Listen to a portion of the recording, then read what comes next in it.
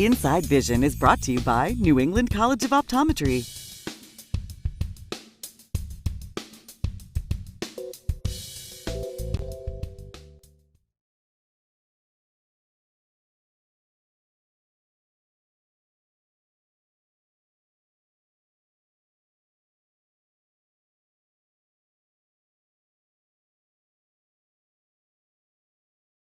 That's great. And you? Today we have, I'm good. It's nice out. That's good. It's the middle of the week. 2 days away from Friday. It's been a gorgeous week. So, we're That's living my the dream. second favorite number of days away from Friday. Honestly, same. I can't disagree with that. So today we're going to talk about Marvel vs. Capcom. Who's got better characters? And with us, we have Ryan and Allison.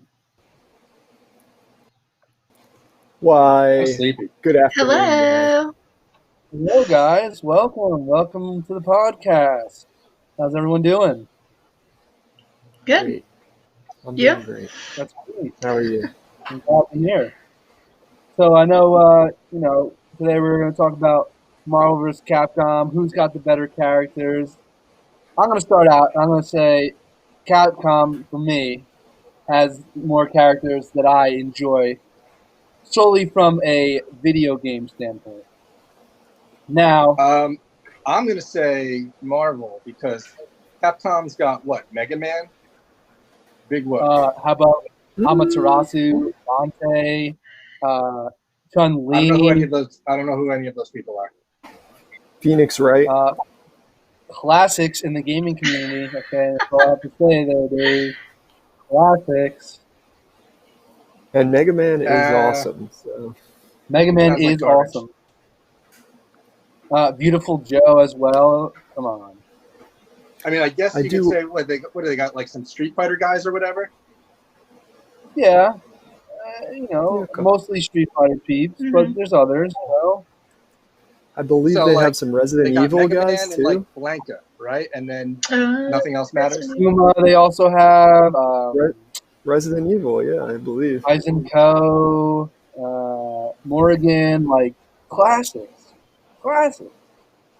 I mean, Marvel's pretty classic, I will say that. But from the Here's gaming what I got want to say.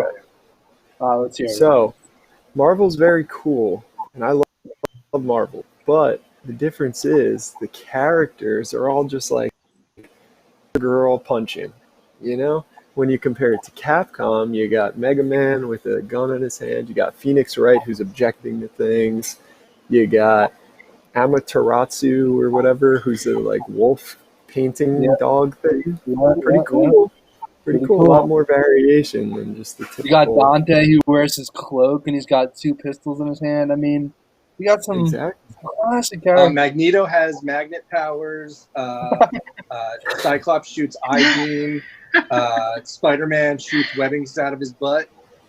Basically, all I'm hearing is guys that shoot things from their hands. Yeah, I said boring. butt. Or their butt. Boring.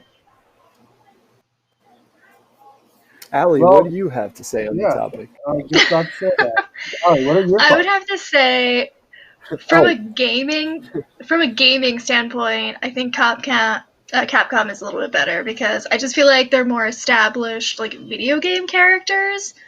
Whereas Marvel is great, but in the comic book and movie universe, not necessarily in the video games.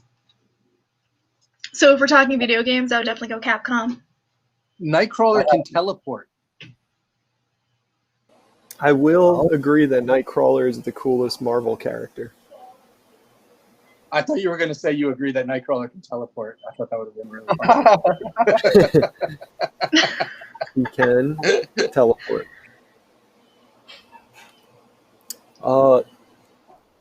Great. Isn't there like Rocket Raccoon or something? You know, the last Marvel versus Well, Capcom that's I Marvel, played was, but like, yeah. the original one, so I don't know who's in any of these games. Well, the best one is Marvel vs. Capcom 2. That's the best one out of all of them.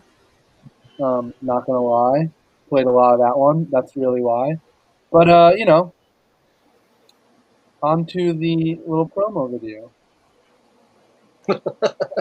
This is what's known as B-roll. Oh, And B-roll. B-roll just plays over while we talk. You don't really have to announce it; it just plays. Oh, okay. Wasn't sure. Yeah, that would be the footage of Marvel versus Capcom playing, yeah. I guess, and then it'd go back to me, and I could give all my knowledge about how many Capcom characters there are, of which I only knew of 3, but I do believe there are a couple characters from the Resident Evil franchise, like Welker or something like that, the evil guy from Umbrella Corporation. Leon Kennedy, I believe, is in it. So basically just people that will shoot you with guns in the game. Yeah. As far as the other characters, I'm not entirely sure. There's a whole lot of them. But there's 2 characters on the Capcom side of Marvel vs. Capcom. Mega Man and Ryu, and that's it. And Chun-Li. Okay. Are you looking at a list right now? No, those are the only characters I know of that matter.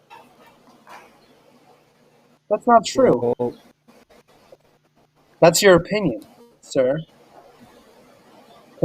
Isn't that the point of one of these video blogs? Is to state your opinion? It's true. And I state my opinion as fact. Well, and you will take it as such. Or else? Or else. Or else something. Okay. All right. Well, we'd like to thank our guests today for joining us in this heated debate of Marvel versus Capcom. It's been a pleasure, getting to know wait. Captain America can throw a shield. What Capcom guy throws a shield? That's not punching. That's throwing a shield. Point set match. They have Sir Arthur from Ghosts and Goblins. He can throw a spear, so bring me back in. He's back. we need to bring our guests back. This argument's not over yet. We're running long. Bring me back in. I gotta go off about Arthur from Ghosts and Goblins because he's a great character and he's got a spear. Is that something that's familiar? What if they did like Marvel versus EA and it was just like Marvel, like X-Men's fighting like hockey players and football players? That'd be kind of crazy. As long as it was like of all time, so we could have like Michael Jordan dunking on Phoenix Wright. That's another classic one. Yeah, that would be amazing.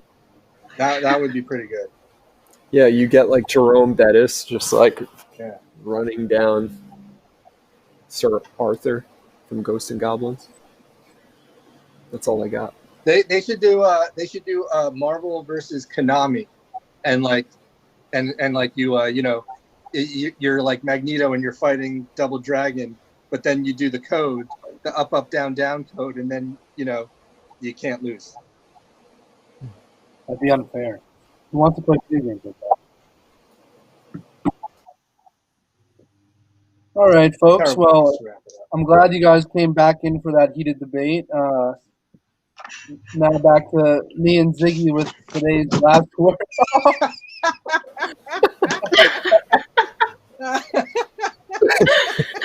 This is why we do. She's done. That's what happens when you're sitting on a box that you're moving around the other time, and it eventually goes off balance. Yes. Awesome. All right. And with that, the winner. I think that's enough of the show. So here's something to think about. Think about that fall, son. Thanks, everyone. The last financial crisis we had was about 12 to 13 years ago. However, it didn't affect everybody like the current crisis caused by the COVID-19 virus. This one affected everybody indiscriminately without bias. It hit everybody because we had the mandated closure of all non-essential businesses. Independent optometry has been the backbone of our profession forever. It's changed a lot in the last decade, for sure, with the creation of a lot of affiliated networks. These networks have been very, very popular to join, sometimes for price, sometimes not for price, and being able to get products. I've had the privilege of working with Vision Source and other affiliated networks of independent practices for nearly 20 years. And a couple of things I can tell you. First and foremost, each one of them has a personality. What word comes to mind when I think about Vision Source? It's easy: family. And I can tell you the power of that family is pretty formidable.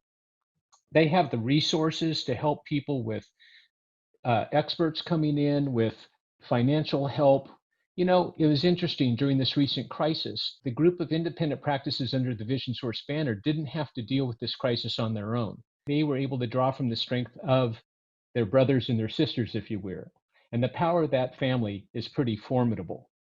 Look, at the end of the day, patient demand is going to come back. Normalcy is going to return. But I think there is a scar left on our psyche, right? When the next crisis comes around, do we want to deal with it on our own, or do we want to be able to draw upon resources much larger than ourselves? Do we want to be able to reach out to our brothers and sisters, our family, and draw on the power that they have?